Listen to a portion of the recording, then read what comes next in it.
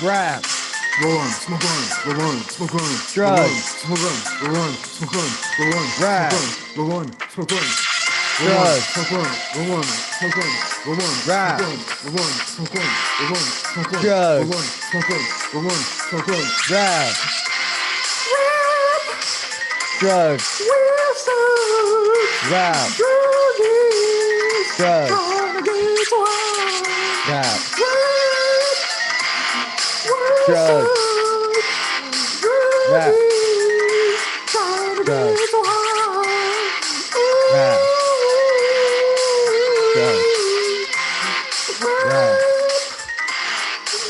Drugs.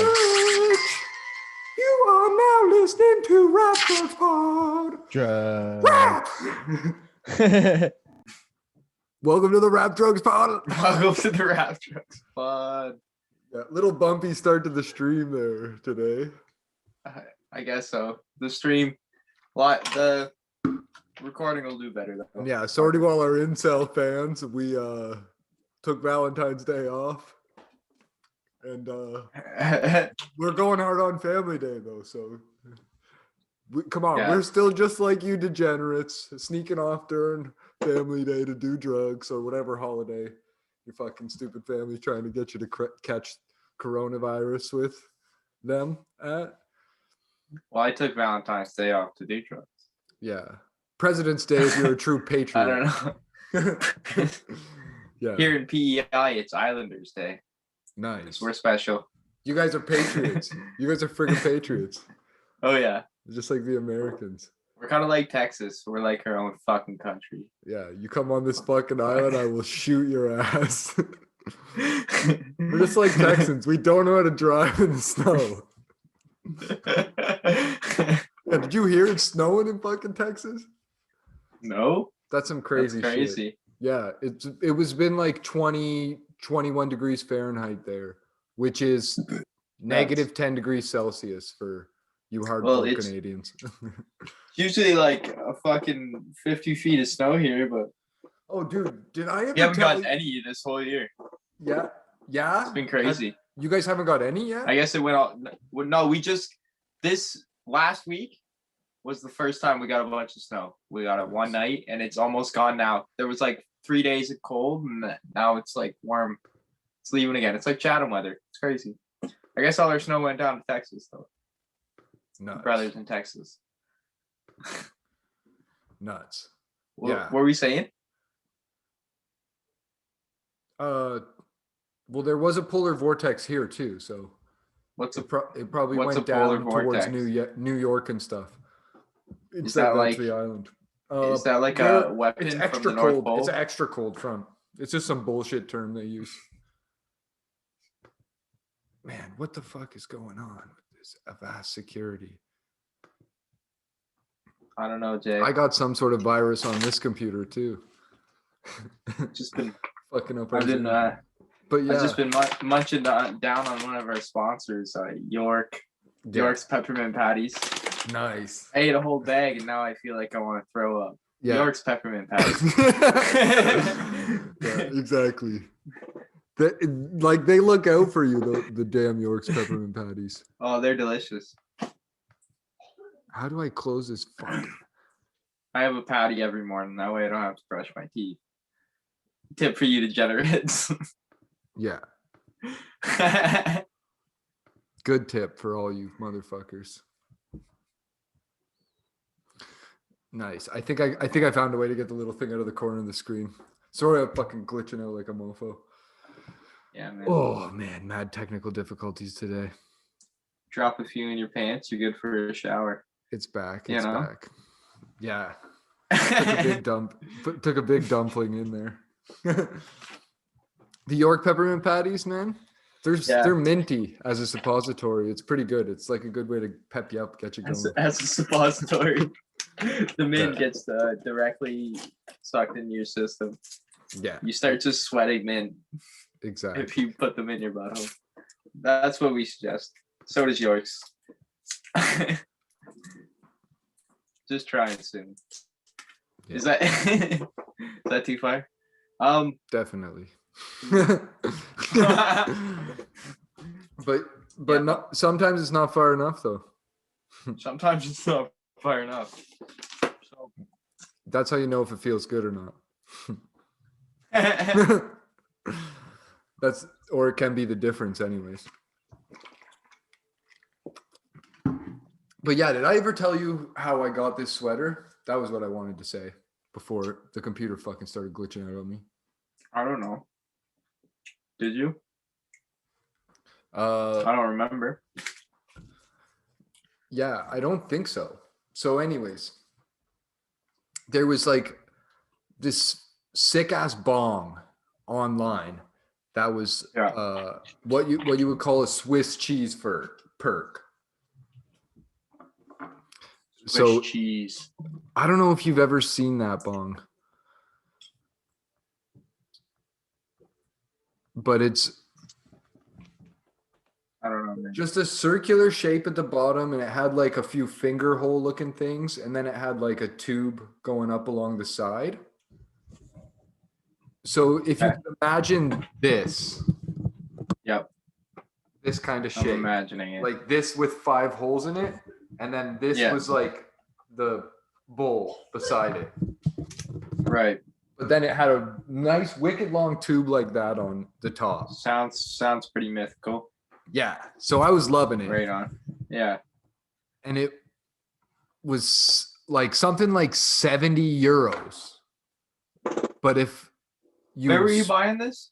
Weedstar.de, some German bong site. Because I had bought a bong from like Ellie, which is a German maker, and like Ruhr, a German bong maker. Like that's or maybe Amsterdam, I think. I don't know exactly where these companies are, but they had like some of the best bongs. So I found this Weedstar one with the cheese perk, which was sick. And I was like about to buy a 70 euro bong. But if you spend 100 euros, you get like a 10 or 20% discount. So I told my roommates about the site.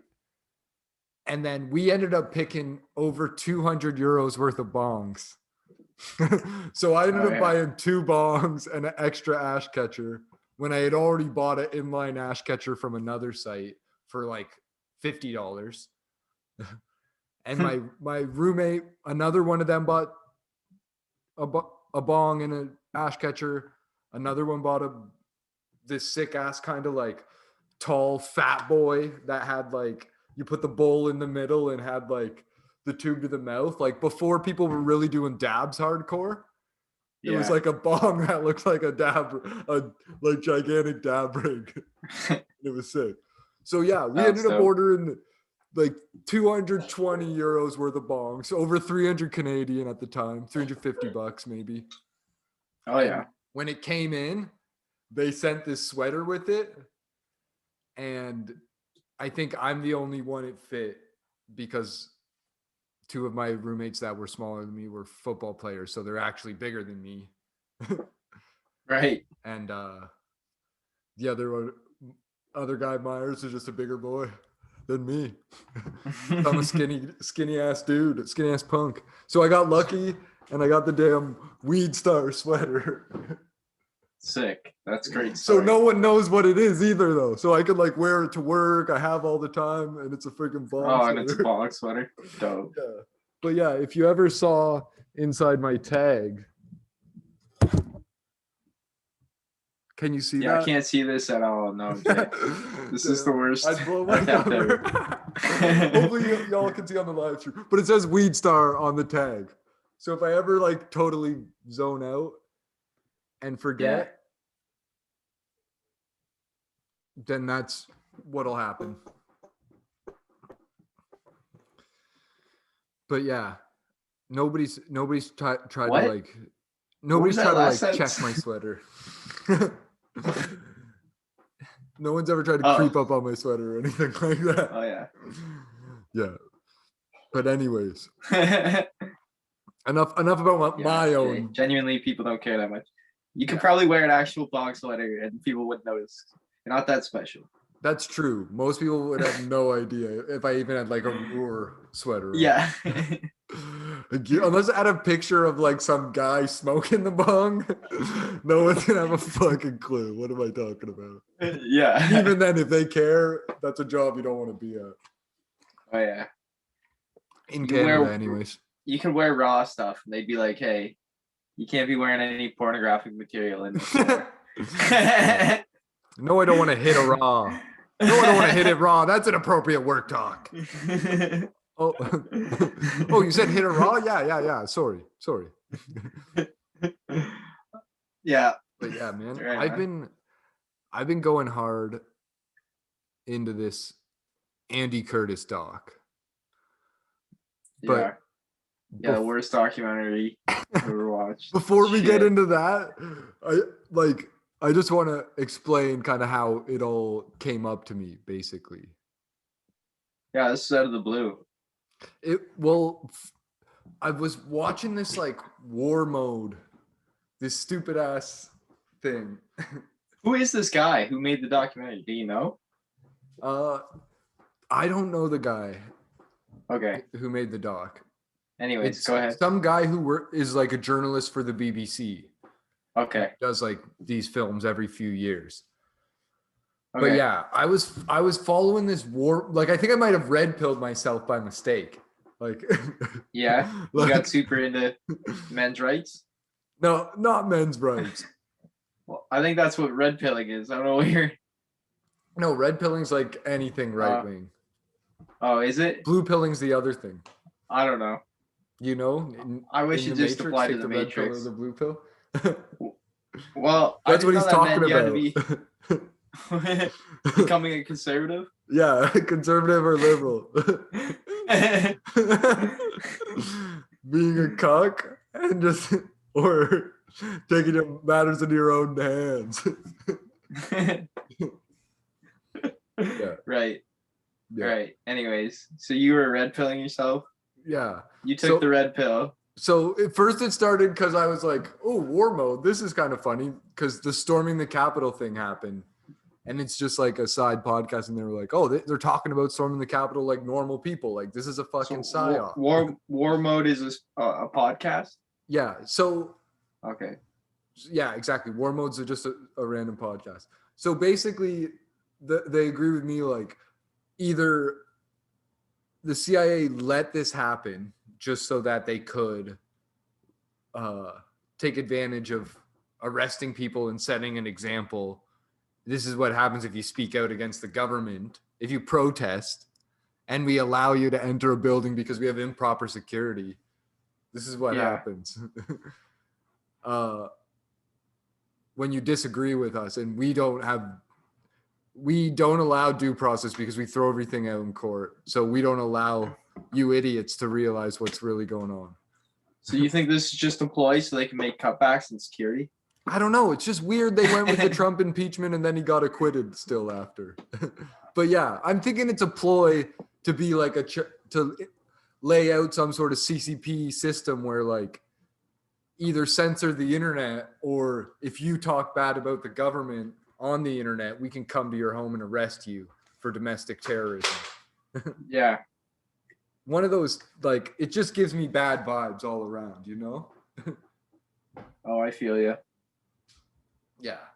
So that's... So War Room was agreeing with your preconceived notions? Yeah, exactly. And that's why you were into it? So it was like, okay. I was getting into my echo chamber. I'm like, yeah. And I'm like, I'm not cute. I'm not cute. But now that Trump's gone, I'm like, man, I can't agree with these liberals, but I also don't agree with these conservatives. I don't agree with politicians at all. So this is kind of how I got into the Andy Curtis doc, because then these guys were talking about Andy Curtis. They liked Andy Curtis a lot. Yeah. They had boners for him. Right. Because they pushed through the first part 1.5, which are brutal. What did you think? What are your best takeaways from how much you watched, Todd? Oh, from what I watched? Yeah. I found a few things interesting. I just found it strange more so that I hadn't realized a lot of this stuff. Like I didn't like, I think we're around where I ended. They were talking about MK Ultra a little bit. Yeah. And the way they talked about it, they made it sound like MK Ultra was just Canada, the part that happened in McGill, and like said that the guy who ran that part of the program was like the head of the program. I was like, why are you saying that?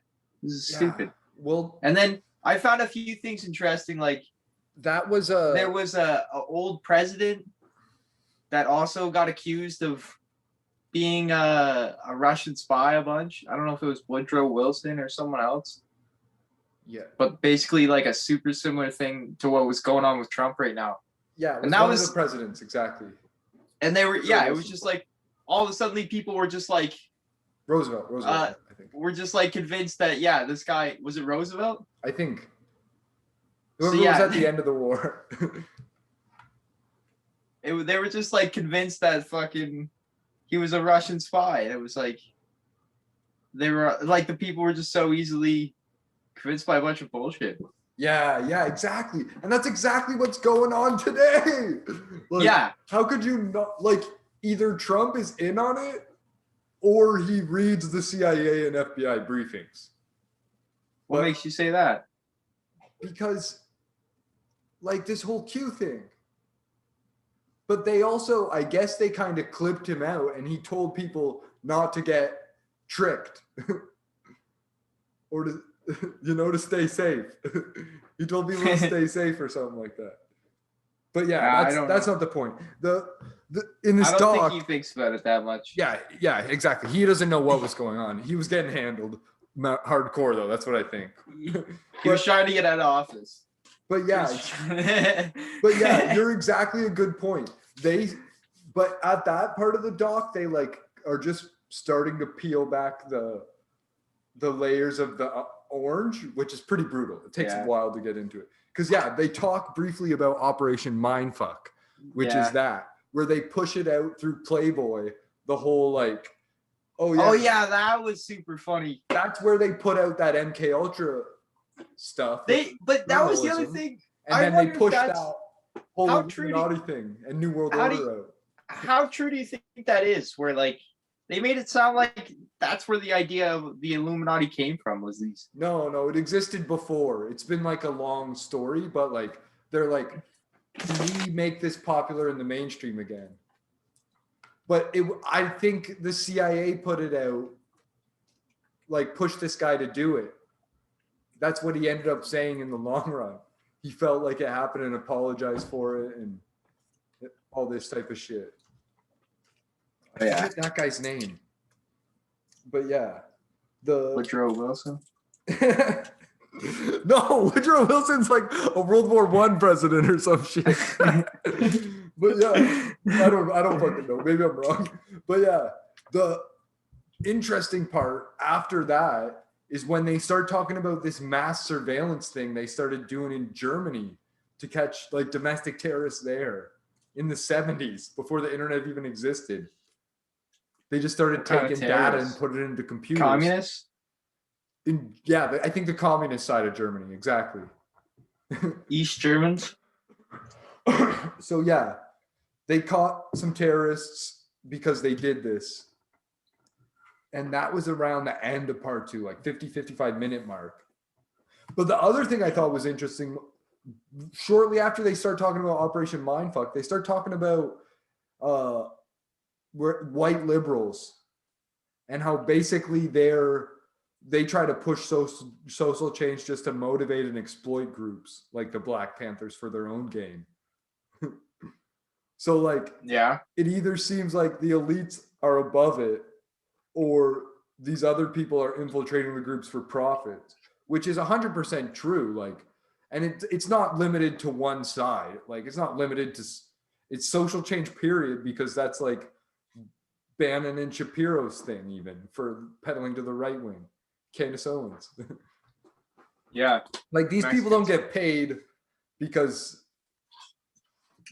of everything except for their political views. Like, they get paid for pandering to social change. But you seem to think they don't genuinely think these things. Maybe they do. No, I do think they think these things. But I think that's also a problem. It's like they're not really pandering. They're just speaking the truth that they feel is the truth. No, because it's like a the chicken audience and the egg thing. How is it a chicken and the egg thing? Because I'm sure there's some people that do fully believe it, but I'm sure there's other people that do it for money and then Like, I think like Dave convince Rubin, themselves it's real. Dave Rubin has said plenty of he's the super questionable character. Yeah. That guy Yeah, 100% is all money and all just thought right wing is where the money's at. So I'm going that way. Yeah. But like exactly. There is some people out there.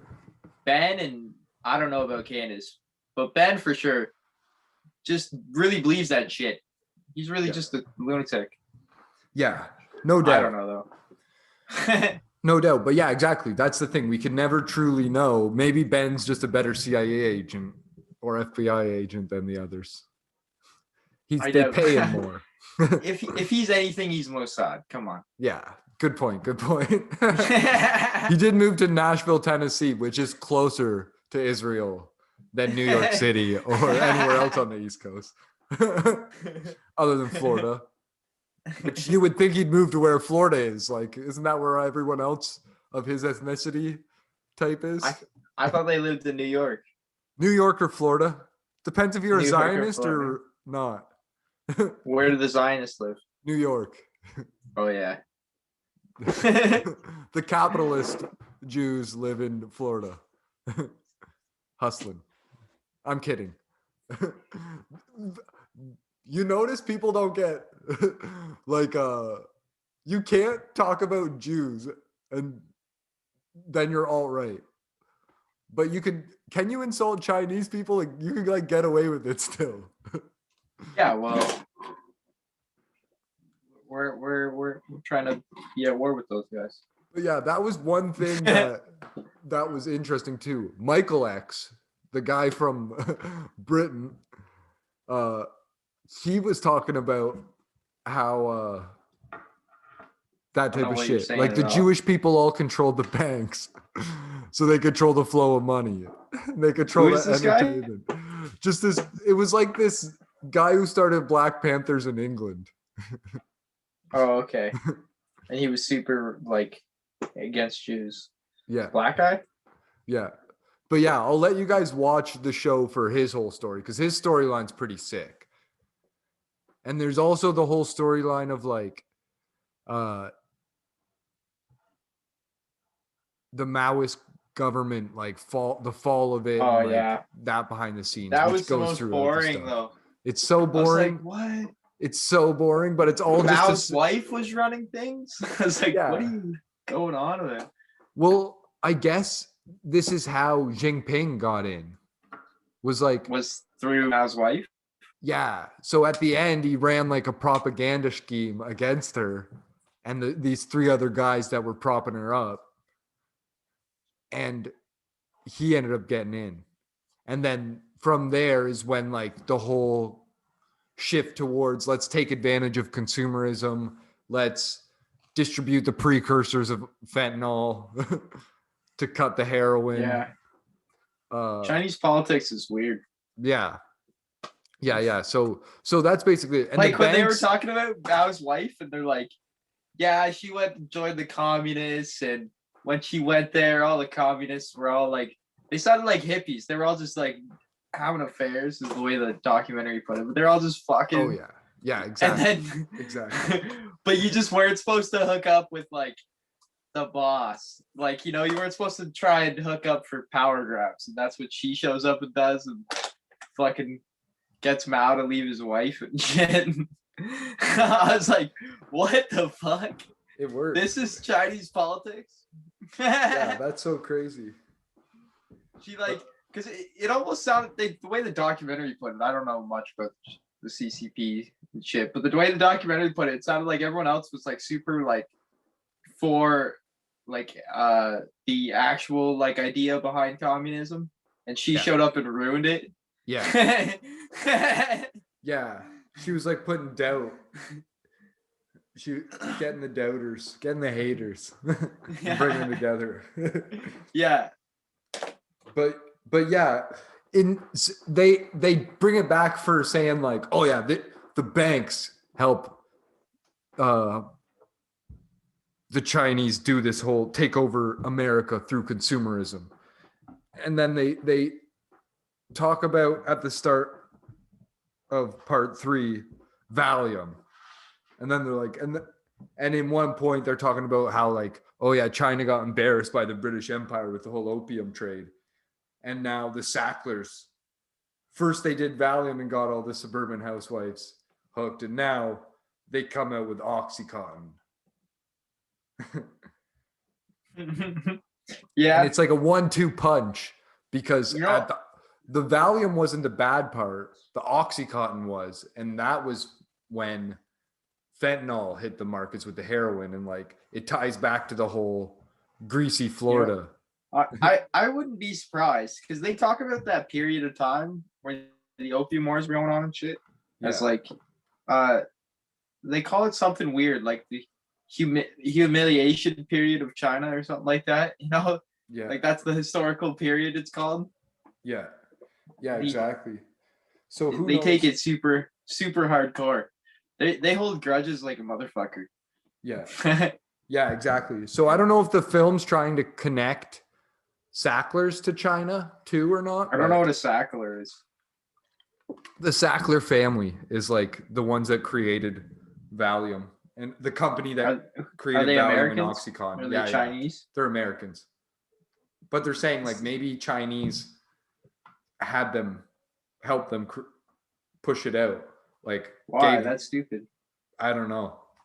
They've been making all kinds of other drugs. Why the fuck would they need to do that? They've been making like 100 different kinds of synthetic drugs that are killing the fuck out of people. They don't need to trick random Americans. Well, they know the opium thing worked, and then when they cracked down on it, it brought along the fentanyl movement. But that's just conspiracy theory connection. Yeah, it sounds like a reach-in. That wasn't in the doc. That was. That was just. I think that was a war mode take. Oh, okay. But yeah, the part 3, beyond the whole Valium thing, it also goes deep into how the fuel source, the main fossil fuel source, changed from coal mines because the workers unionized and they were able to like lobby and flex power over the elites.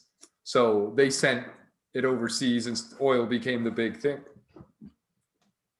And then natural gas became the big thing. So like coal was basically eradicated that way until China brought it back up again. But in these dictatorships, you're able to just have the money at the top because no one has human rights in poverty there. So that was what it was saying. So there was that. And then at the same time, Nixon got rid of the gold standards. So the oil countries, after Nixon got rid of the gold standard, the oil countries ended up having the most international money ever. And the bankers stepped in then too to help them out. So like the banks are really fucked up and controlling the world. And Andy Curtis kind of alludes to this whole thing and as well. And I don't know with the whole Jewish connection, if that's just like a weird thing that's in one part and then they just start talking about the banks in the next episode. Like, it's just weird to me. Like he's like too into Jews. A lot of the stuff that's in the doc together is just very strange to me. I'm like, why did you make a 4-hour doc? I think it's with the CIA all this stuff thing. Together. I think he's a CIA asset. That seems like a CIA op to me. Well, it is through BBC. It is through BBC. Doesn't make any sense. He like leaves out certain details, adds details don't need to be there. It's way too long and confusing. Yeah. Some Most crews of it's are about in there. nothing. Some of it's actual investigative stuff just to like make you think that that's crazy too. Like it's just like I don't know. I don't know. I know. It's algorithm. The algorithm's slapping right now. It's Definitely a good way to push out some American CIA I got- propaganda to the people. Some anti-China propaganda. Yeah, Whatever it is, anti-Jew propaganda. I don't know what the hell it is. Some alt-right Anti-Jewish, fuel. anti-Chinese Jewish banks. Yeah. You got I because don't they know. got to try and offset all the TikTok stuff. Because that's and the algorithm's hitting this week. Like yeah. but earlier on Spotify, Michael Malice, 2 hours of, or at least like 100 minutes of the episode is just about body dysmorphia and being fat and lifting weights, dumb shit, talking about nothing. Because neither of these guys know anything about it. They're just like, oh yeah, these people tell me to do this. And Yeah, I think that's when I turned it off. That guy, more plates, more dates. Like, so yeah, that was nonsense. But at the end of the episode, they start talking about like the whole like social media. Maybe they're pushing propaganda through there. Yeah, they are pushing propaganda through there. Do the Chinese have the politicians controlled? All this sort of super conspiracy type, but probably true. Yeah. Chinese stuff. And maybe Here's about that's the Chinese the whole though. point. What about the fucking Saudis and the UAE? Yeah. And the man, what blows my mind is this whole Israel's going to be the first country to have herd immunity because they're going to vaccinate everybody. We can't even get a vaccine delivered to Canada, another drop, and we've bought the most in the world per person. But somehow Israel's going to have everyone vaccinated before us. Like, what kind of psyop is that? What kind of fucking shit is that? I mean, you got to protect the chosen ones, but yeah, man. Honestly, I feel like there's a lot of religious stuff that goes on in the American government that they don't like to admit. Yeah, they don't talk about as much. Evangelical Christians and the want to protect the Holy Land and such. I don't know. There's also is a lot of Jewish people that, despite anything, they're like Israel 100%. We got to protect Israel first, and the Israelis, and the Jewish people, and that's all they care about. And they're just like, look, we gotta fucking get the vaccines to Israel, or there's gonna be more Arabs than Israelis, and then what are we gonna do?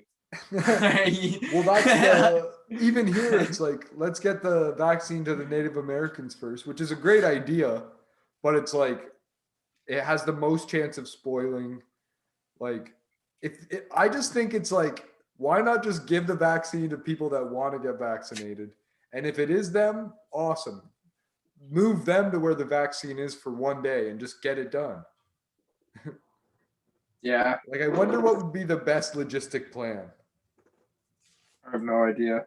But yeah, definitely these drug companies are the best ones to be doing the vaccine because they know how to make millions and millions and millions of pills. Yeah, man. Nothing else makes this much of anything other than food companies, right? As what's that? No one makes that much. No much mass produces. Like, even food companies, they got to use a bunch of farmers and different suppliers for raw materials. Yeah. But yeah, what were you saying? Drug companies have been fucking sketchy since their inception, man.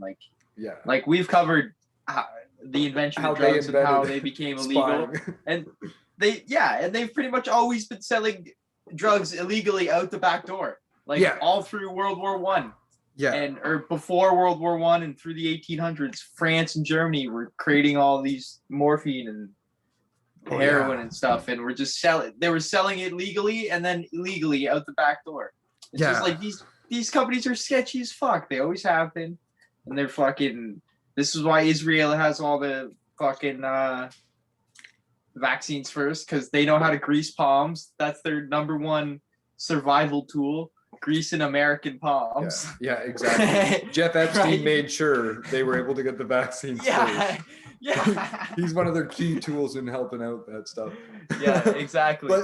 But yeah, speaking of the whole pharmaceutical crooked stuff, like, and considering we're the Rap Drugs pod, this one summer when I was weed whipping all summer, this guy who I worked with who was a weed whipper and did equipment, like heavy equipment, was hardcore addicted to oxys. And he was saying the same type of thing. Like, they knew this guy out in bumfuck nowhere, about 30, 40 minutes outside of Sarnia, where you could just, Sarnia, Ontario, just across from Michigan, where you could get this fucking, any pills you wanted. You just show up to this guy's house. He had tons and tons of pills, supposedly. And he had like Right on. pit bulls and guns too. So Awesome. nobody fucked around. But Yeah, yeah, how do these people get their hands on so many pills? Like, yeah, sometimes it just falls off the side when it's expired. Like, it has to go somewhere. yeah. Are you just throwing all this shit in the garbage and I like was- at the chip factory, and then like someone's going in and picking it out? Yeah. I was reading one article where like there was like a small town in Texas that was selling more Oxycontin than like any hospital in all the large towns in the area, you know? Nice. Like it was just like Nuts. quite obvious, like, oh, okay, so that's where all the Oxycontins come from, you know? It's like, Yeah. shit like that. Yeah, exactly. Just getting too hardcore. It's flying off the shelves. But it happens, I guess. That's a capitalism. And that's basically what the whole movie or documentary is about, is how like individualism is the weakness of capitalism. And like it's the rise and fall of individualism. Because at this point, individualism has created all of our issues. Like, it's made us addicts. It's created these echo chambers on social media where we're all falling victim to propaganda of every single social change movement or political movement, and how these companies switched from Republican to Democrat, and how all this fucking shit. Yeah. It's all just coming to an end of something that started in the 60s. But Individualism. yeah. So what is the documentary arguing, that we should all be a collective? No, the It sounds like documentary was communist saying propaganda. that there's this anti-ideology thing, because even in Russia, they can't, like, they disagree with communism, but they don't accept any ideology, I guess. Which didn't make any sense to me either, because aren't people religious still in Russia? Like some people don't at know. least. Not You'd think. really. No, you wouldn't. I You're mean, not allowed to be.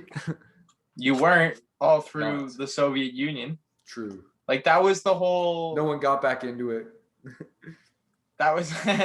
Well, yeah, that's the confusing thing is people have been trying to get back into it. Like Putin's been really big on that. That was one of his big policies. Is he's hardcore Orthodox, Nice. which is what the Russians have historically been. They tried to take over the mantle after Byzantium fell way back in the day. Russia became the protector of the Orthodox Church. So they've been historically Orthodox for a long time, but Orthodox Christians. But they, during the Soviet Union, that was one of the main tenets of communism, stamping out fucking religion at all. And that was like the main reason for the rebellion in Afghanistan. When the Russians went into Afghanistan, the only people that wanted to fight back were the people that were Muslim. All the Muslims disagreed and hate each other, but they were like, these guys just don't want us to be Muslim. Yeah. So we are all going to band together and fight them. That was the Mujahideen. Nice. Yeah, man. And it's pretty fucked how that seems to be one of the main targets for exploit of the US at the moment. Like, what's that? They're exporting construction to, like, they're building infrastructure in the Middle East. And U.S. Blow it up. and China are both doing it in Africa too. Well, it's like basically they built their own infrastructures and saw how profitable it was. So now they go to these other countries, and before they can build up their government and these labor unions and all this shit, they're just going to exploit with their multinational corporations until it runs dry. And then once the governments change the laws, the multinational corporations pull out of start closing down their operations in those countries and just export to them now. Yeah. Yeah. Well, from what I understand, a lot of the time with that too is like they intentionally make these deals with governments they know are corrupt as fuck and like won't pay their bills.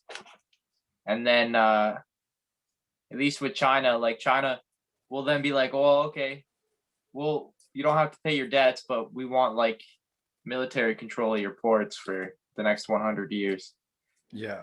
They did that to pretty much every port in surrounding India. Yeah, they're taking over the South China Sea. They're attacking Australia now. Like we can see it in front of our eyes. And no one wants to address this Cold War, but it is what it is. At least Trump's gone. At least Trump's gone. Yeah, I know. Like I wonder if he would have pulled off getting us out of Afghanistan. I almost would have supported his presence to these. You know, have you heard this Afghanistan story? What's been going on? What's that exactly? Well, Trump. I know that he was trying to pull out, and Trump they told signed him a he did, deal but with he the Taliban. Well, it was supposed to happen next month. Okay. So he signed a deal with the Taliban. I think May 1st was supposed to be all troops out, and it was going along that way. But now that Biden's in office, Biden's being like, "Nah, can't do that. The Taliban's not following the instructions that we gave them. Yeah. So we have to stay here, and then also put more troops here and keep playing." Blackwater's got too much money invested in building the infrastructure here. Yeah, man. We got to protect them and their assets. And the opium fields. Like, can't you guys just go mine in Venezuela or some other shit where you've got a propped up coup? They might soon, Jay. Yeah. They think they can pull off Venezuela and Afghanistan at the same time. Yeah, they're getting their hands full. Oh man, any day now, Venezuela is going to be the next place. Well, that's why they've got Kamala Harris in vice president. Like, she's going to be the next Dick Cheney. Like, you know, everyone's like minds are blown about Dick Cheney. Like, everyone's minds are going to be blown about how absolutely evil Kamala Harris is. She's going to set up the next Guam that's even more crazy. Like, where they capture black trans Americans and choke, like, waterboard them as domestic terrorists. So she's cancel her early, people. She's gonna help the Filipino president genocide drug addicts in his country. Yeah, exactly. Exactly. They're gonna send all transsexuals to Thailand in exchange for, like, it's gonna be a three-way trade. Thailand's gonna send something to the Philippines. The Philippines is gonna send all the drug people to American prisons to fill them up. And the Americans are going to send all the transsexuals to Bangkok so they can be ladyboys. So they can, like, they're all going to, like, boost each other's economy, like, hardcore. It's gonna be great plans. Yeah, she's gonna release all the terrorists out of Gitmo and fill it up with Chinese and Southeast Asian drug lords. I think that's America's future. They build more and more prisons, and they just take prisoners from other countries and put them into their prisons. I think that's the best, you know, way to move forward. That's the most sustainable future for the US. I feel like also the most violent people. That's what you should do. It's just set up like a worldwide prison system. I think we should go with the idea, you know, Nazi Germany had, and just set up Madagascar as like a giant prison. You know, he wanted to fill it with Jews, but I say we just fill it with... Leave them out of this. Yeah. Unless they're guilty. Unless they're found guilty in a court of law. Yeah. Not a German court of law either. in a free American court of law. Yeah. But yeah, for sure. I think it would be cool Yeah. if you set up like but it's got to be a really shittier island. Like Shittier Antarctica island? or something. Oh yeah, What's that'd one be of those dope. crap ones people don't go to or don't like? Antarctica. I don't know. The Good. Pacific Islands. There's a bunch of Pacific Islands that are just like sand. No. We should just start doing that. We'll just drop them off. We have boats that patrol and just throw crates that float onto the island. You know, they just throw the crate off the boat that floats on, and there's like 5 prisoners there. Each island's considered a cell. You know. This is so much work logistically. I think Yeah, I know. Prisons are stupid. They don't make any sense. We should turn Rhode Island into all the prisons and then know, like just have an army base where it connects to the land, the peninsula there. I think we should just shoot them. Yeah. Execution is the way to go. We waste all these resources like trying to help the helpless, you know. They're true. helpless. That's why we True. call them helpless. True. Yeah, exactly. We're right. I think we all should just accept that the Philippines prime minister is onto something. Just like the CCP are. Like, we've come to terms that, come on, guys, don't insult the Chinese because they gave us coronavirus. Come on. We've been worse to them. We've been racist to them before. Come on. I'm on TikTok. I know how mean they are to Chinese people and how well organized they are and structured they are. We should really seriously consider changing our government. I mean, I'm down. I mean, between all the videos of dancing, I've learned a lot of politics. And there's something about mass democracy that's wrong.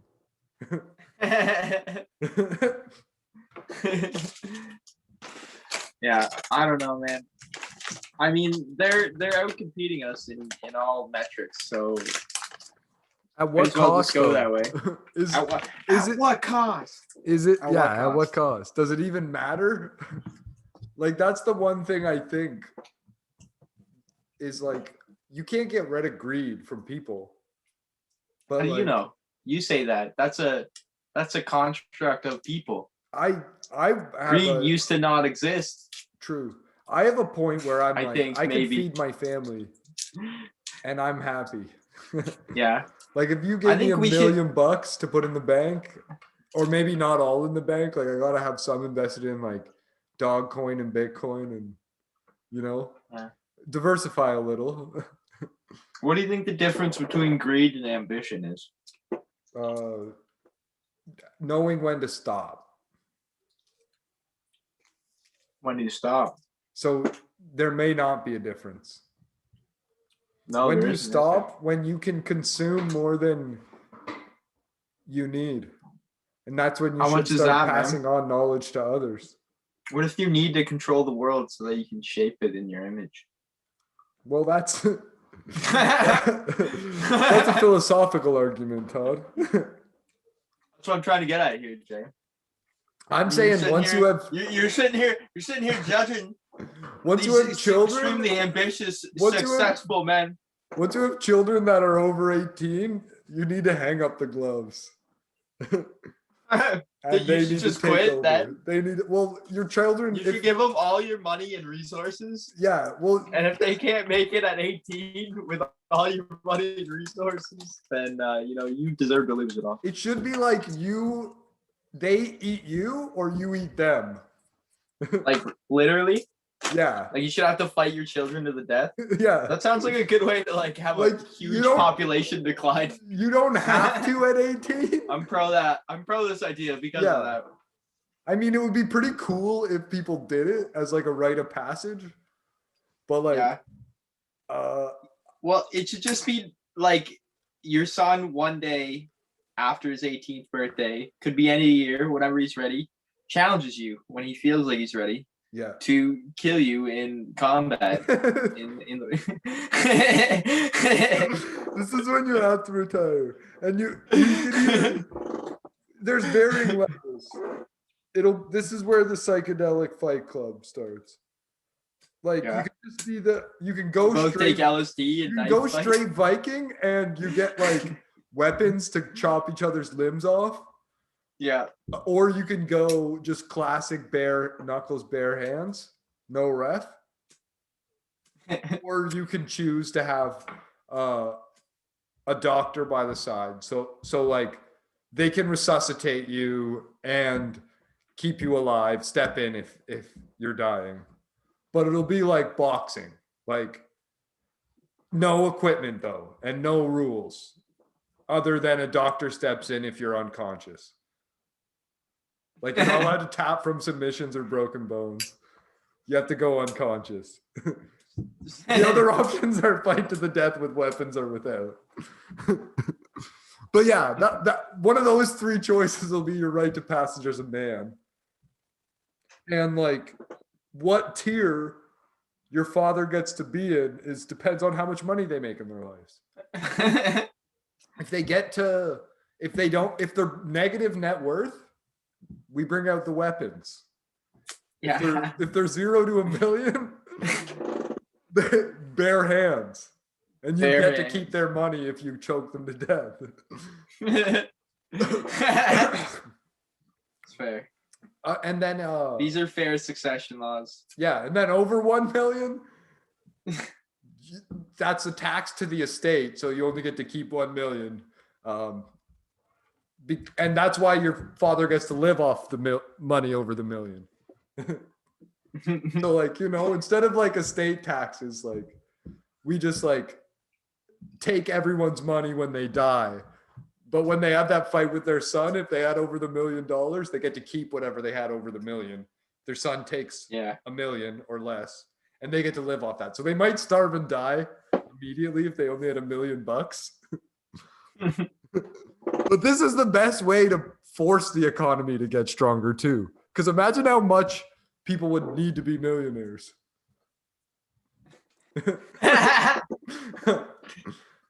Yeah, I don't know. You'd have like this need. But the like your politicians would probably plans- fuck with the money still and then hyperinflate everything. Yeah, I feel like your plans aren't that good. We need some stop they losses. probably make things worse. Yeah. They'd probably just let people milk toads until there's no toad milk left Yeah.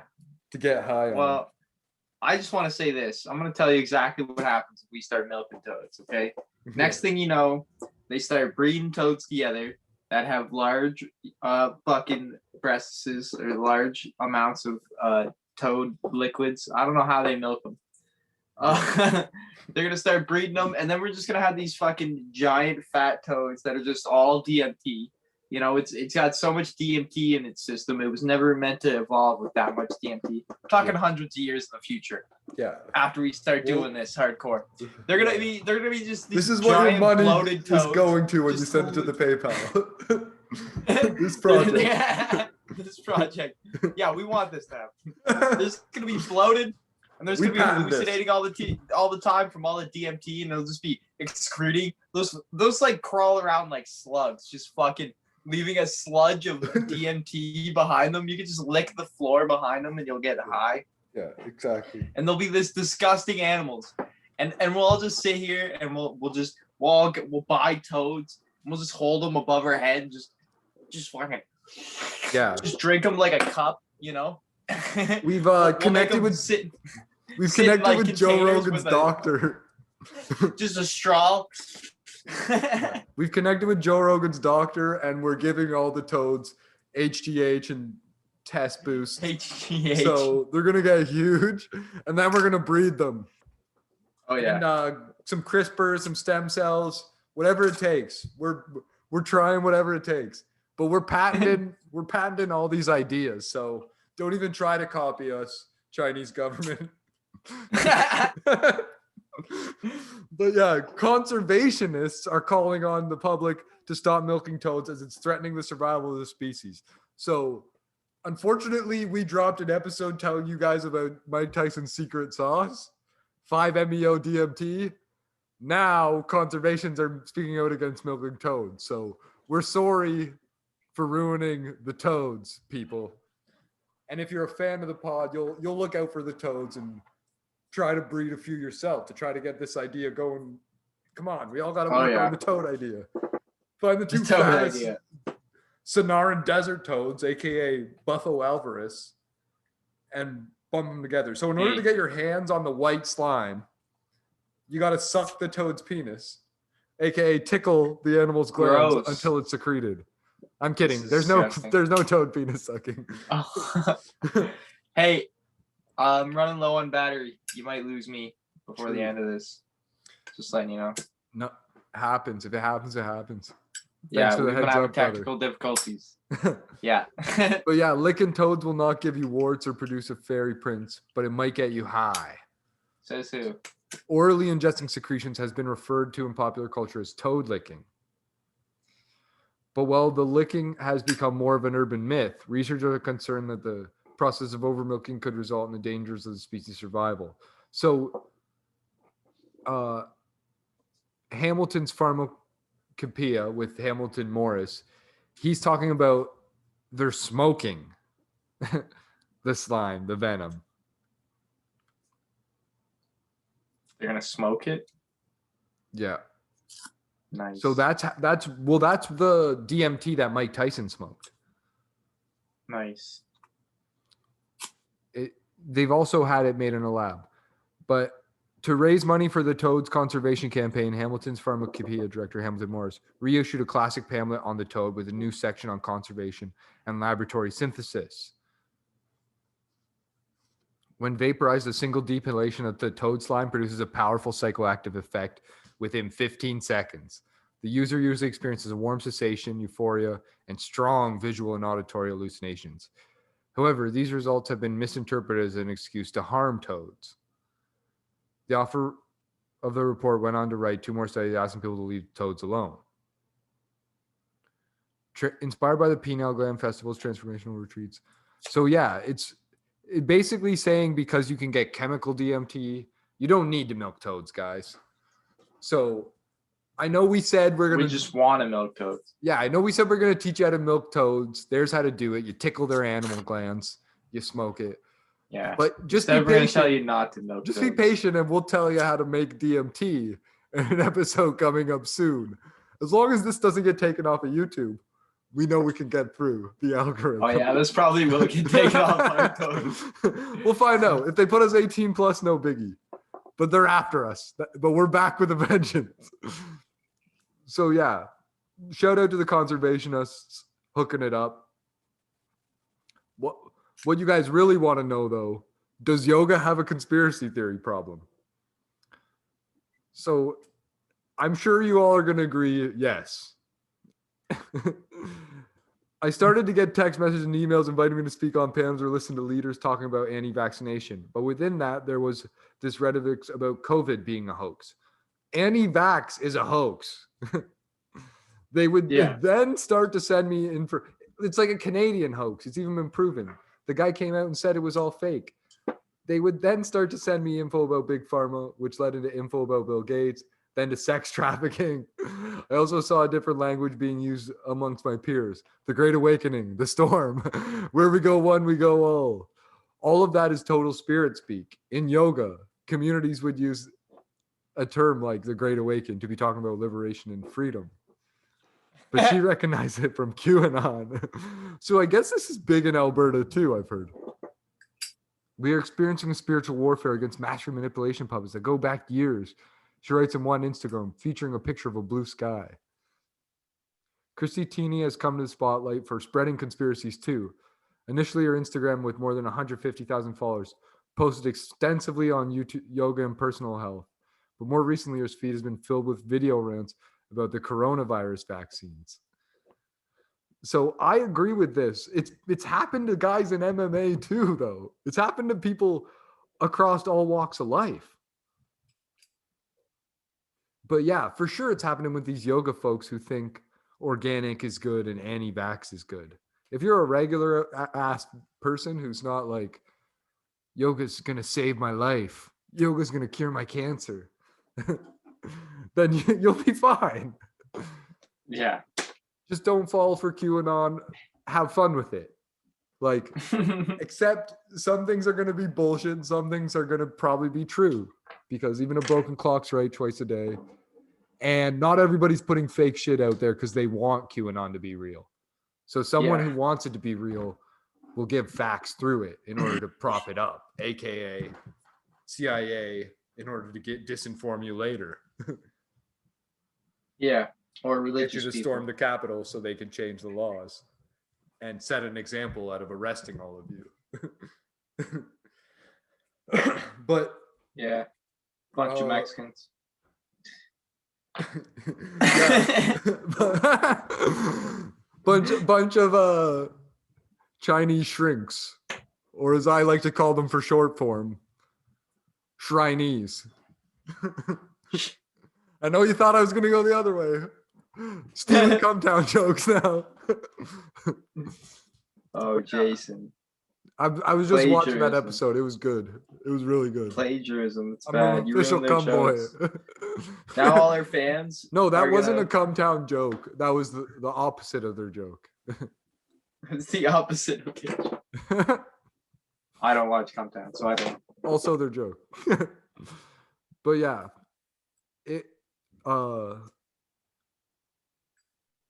who cares about this $600,000 drug bust? We know a lot of Instagram people trying to sell THC laced edibles and psilocybin laced edibles and marijuana. But 2 suspects from Michigan were taking 50,000 of marijuana from Michigan to Dayton, Florida. During this, there was a stop, another car for trafficking top, and they found 45 pounds of marijuana, 400 psilocybin candy bars, and 250 vials.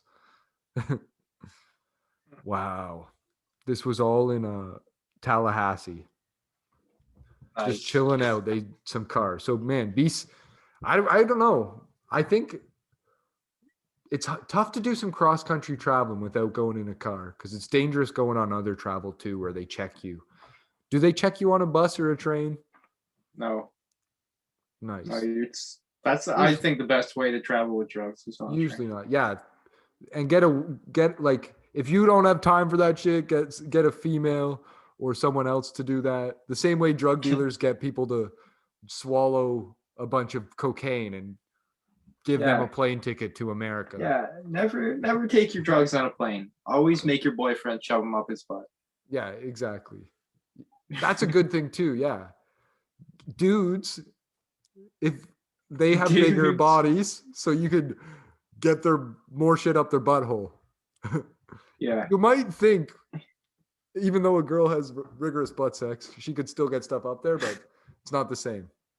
Now, if you don't Man. have a significant other to force to hide your drugs, come check out my website, toddsassworkouts.com, where I show you how to widen your asshole.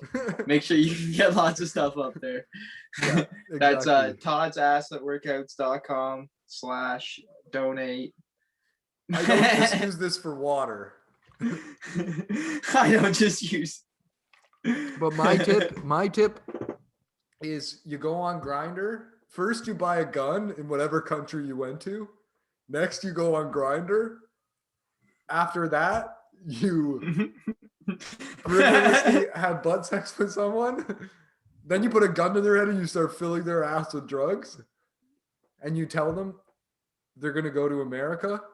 And when they arrive safely, they're going to get paid. And if they don't, you're going to kill them. And you're going to like know this person's details. You're going to tell them their home address. You're going to tell them about their family members. You need to go deep, but you catch them on Grindr. Believe me, there's a lot of South American guys who are homosexual.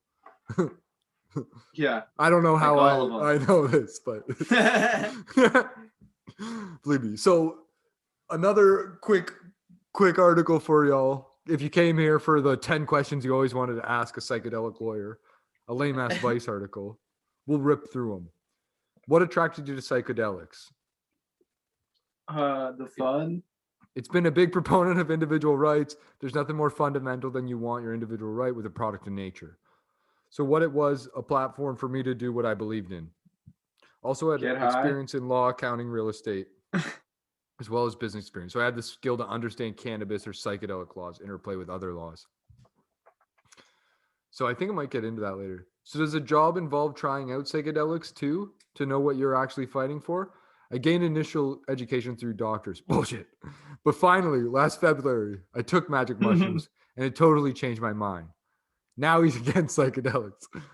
I was curious to explore it because I'm kidding, he's not against them. I felt like I had to in order to understand what he's advocating for. I'm very into health and wellness. Shut up. So previously I always viewed psychedelics with a stick, blah, blah, blah. But it was a complete opposite. It felt like my brain was on fire. My problem solving skills and awareness were heightened. I was able to absorb more of reality. I went into it thinking I would see a distortion of reality, but it actually opens up your mind to see more of reality. Obviously, there are different types of dosages and different things can happen. But from a moral perspective, that's where I really got super excited about it. My experience combined with the science and research out there made me realize these could be transformational substances that can really change mental health in this world. So it sounds like he did like cocaine. Got a cocaine type of experience from psychedelics. Fair. Do you get high with your clients? A lot of young people think I do this super glamorous job. So yes, he didn't say no. So yes. Who are some of these clients? One of my most interesting clients has to be Zappy, who founded a nonprofit company called Mind Army, which is working toward descheduling psychedelics at a federal level. Another one, blah blah, some Nana Heal thing that's doing the same thing in Florida. What are challenges you've faced as a psychedelic lawyer? I'm all about safing and making sure things are done correctly. I don't ever want anyone to get hurt. Sometimes I don't know what my comfort level is in terms of safety levels because I'm obviously not an expert or a medical practitioner. I can look at the legal side of it, make sure we're being legally compliant, but I can't look at medical aspects to say group ketamine theory in this setting is a positive thing. So I struggle to really make myself understand the safety profile of everything we're working on.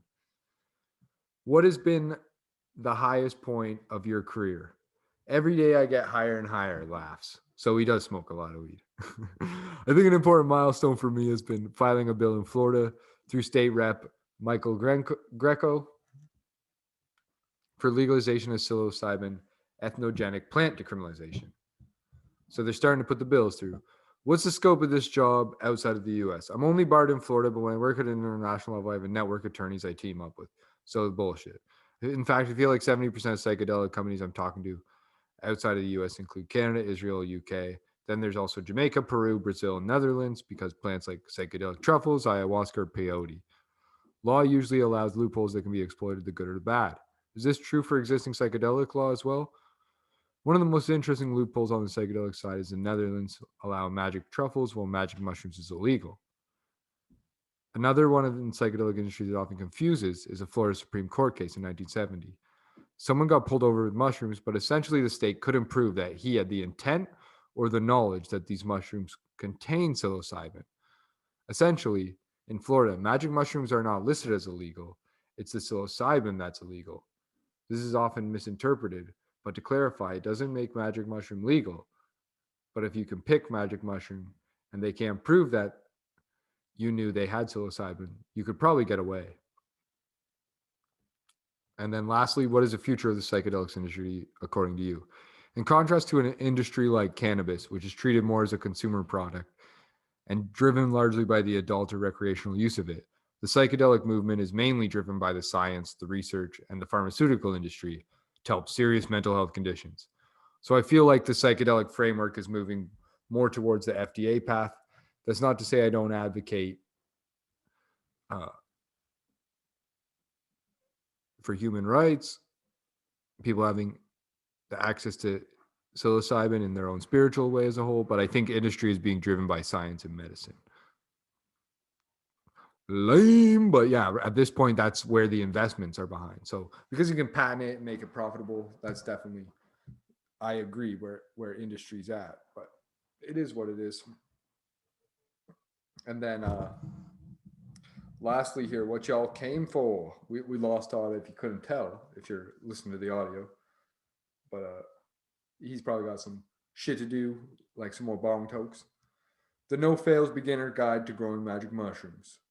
So we're gonna skip the talk here. If you want to listen to it on Medium, it's cool, but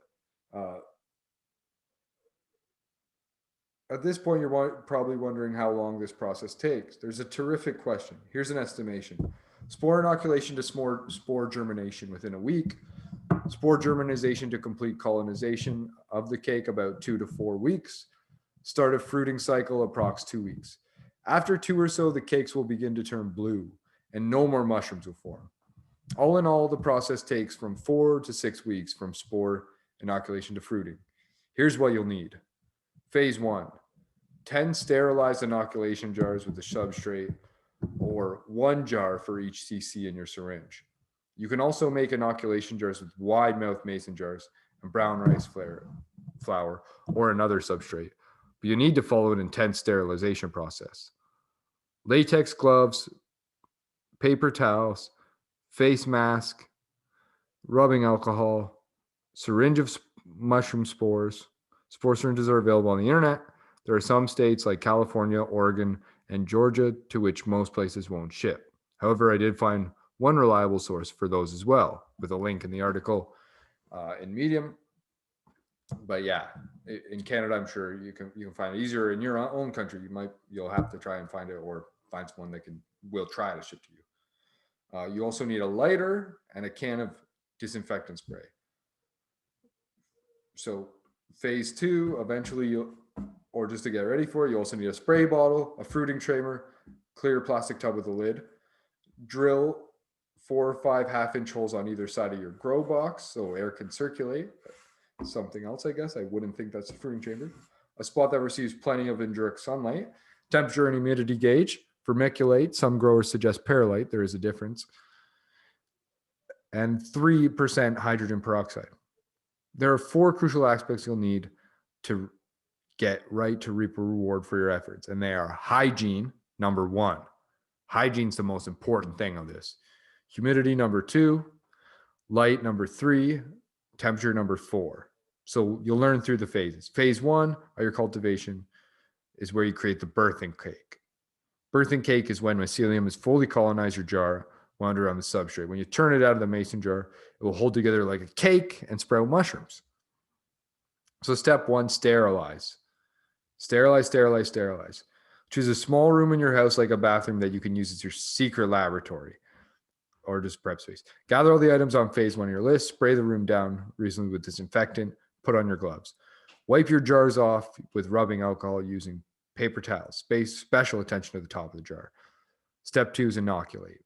Using your lighter and heat the metal portion of your hypodermic needle until it glows red. Typically, hypodermic needles come pre-sterilized, so this is merely a precaution in case somebody touched it or anything could happen. After you sterilize the needle, don't lay it down. Continue to hold it until the needle cools down. Shake your syringe to distribute the spores evenly. Insert the needle into the port and inject 1 cc into the jar. Repeat with your remaining jars. Sterilize your needle each time. Step 3 is wait. So after injection, you place your jars in a cardboard box and close the lid, put in a dark, warm place. You want a steady temp of 80 to 85 degrees Fahrenheit. I know it's not exciting, but try not to check your jars for 5 days. They need the dark. After 5 days or so, a fuzzy white substance will start to form in your jars. When this happens, jump up and down. This is a good sign. The white substance you see is mycelium. Mycelium is the vegetative part of the fungus. Let the mycelium grow for at least 15 days, and it can take much longer. Once your jars are 100% colonized by mycelium, wait a week, then proceed to phase 2. So for a lot of people in this, you can look up more on this thing. A lot of people will end up, when they find it, shaking up their thing in order to distribute it more. So they're like shaking and stir, but you might want to look more into that before you do it. I don't know how good of an idea that is with this process. So like in the mason jar. But the other thing is for the mason jar, if you want to be extra careful too, you can duct tape it up. So there's no light gets through, no light gets to the mason jar. But then it's kind of hard to see the white spores. You have to peel back the duct tape. So that's why they recommend putting it in a cardboard box. Now it's time to remove the birthing cake from their jars. Over the next month, they'll sprout mushrooms. First, gather your jars and all the items on the list of phase 2. So we'll put this in the link as well. Birth and soak your mycelium cakes. Once your jars are full, it's time to birth them. But the mycelium have been in an airtight container and have used all the moisture in the jar. They're going to be thirsty. So you're going to give them a nice soak for 12 to 24 hours before you put them in a new home. Have large plastic baggies or a sterilized plastic container with a lid and some filtered water ready. Put the clean gloves on. Loosen the lids of your jars. Discard the band. You'll use the flat tops later on. Bang a jar against the hand to release the cake. It may take a bit of banging and shaking to get the cake out of the jar. That's okay. Just touch the cake as little as possible. Place the cake into the baggie or container and do the same with the remaining cake. Your cakes are pretty durable once they're fully colonized with mycelium, so they're not going to fall apart or break. Fill the baggies or containers as full as possible with filtered water and seal them up. The cakes are going to float. So if you're using baggies, you'll need to remove as much air as possible. Put your cakes in the refrigerator and leave them for 12 to 24 hours.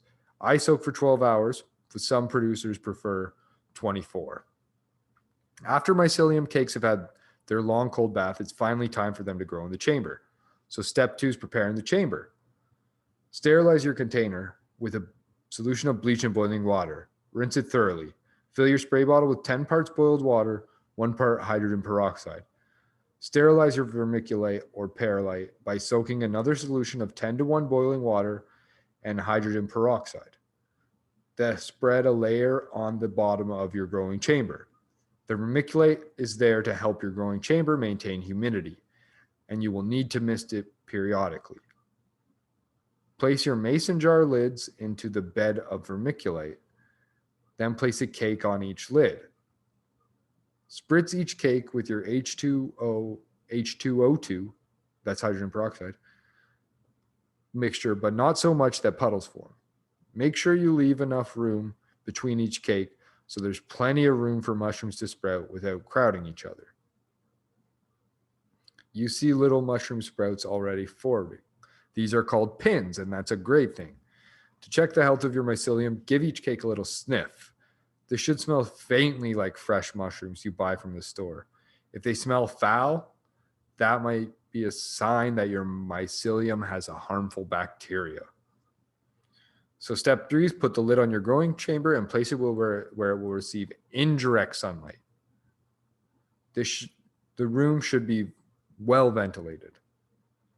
For the next month or so, mist your mushroom twice a day with the water and hydrogen peroxide mixture.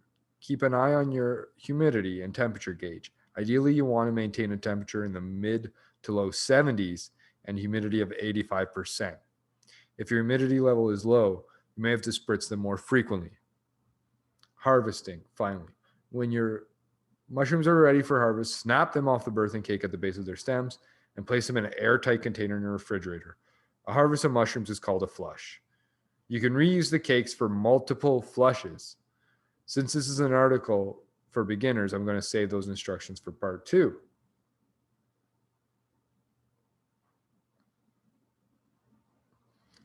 So if you made 10 jars,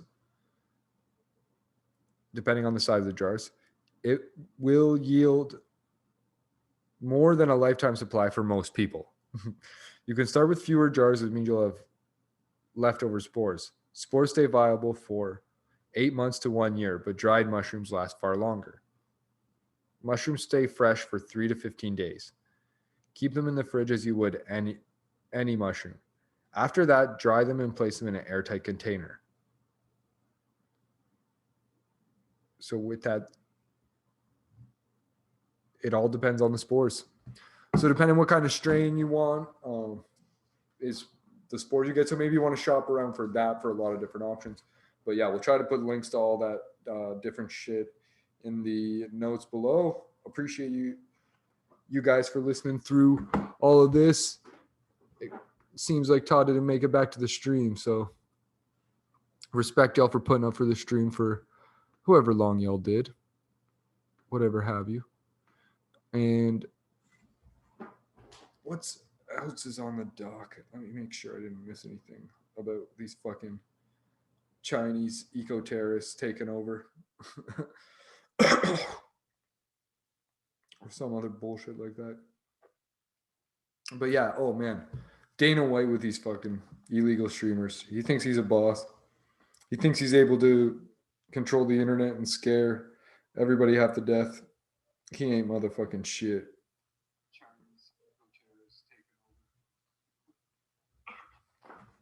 I'm sick of Dana White. But yeah, if it's stream the shit out of a UFC if you want. It seems to me like he might actually be trying to get it more popular by just telling everybody about the streams and there's so much streams, just constantly bringing it up. But nothing wrong with that. That's cool too. Pump up your sport. Why wouldn't you? But yeah, I appreciate everyone for sticking it through. If you're liked us on YouTube, go back there. We're back on YouTube. This is the first stream, so it's only going to get better from here. Keep going up and up. IGTV, we are coming back, but there's a slight delay. We've just been slacking on graphics. Like we said, lost a producer, so you gotta work on the graphics ourselves. I got the video caught up to speed. I'm a video guy, but we'll keep working it. So yeah, follow us on IG, follow us on YouTube, follow us on Twitter and Periscope if you want, but who knows what the fuck's going to happen with those ones. If you want some merch, teespring.com/store/rapdrugs, new merch coming soon. And if you want to help a homeless man eat a sandwich, you want to help us grow some mushrooms to give those out to homeless people, you want to help our toad breeding project, send some money to paypal.me/rapdrugspod. If you're here for the jokes and the tokes, we appreciate y'all. If you're here for the research and the psychedelic drugs, welcome. But this is just some degenerates. Peace, y'all.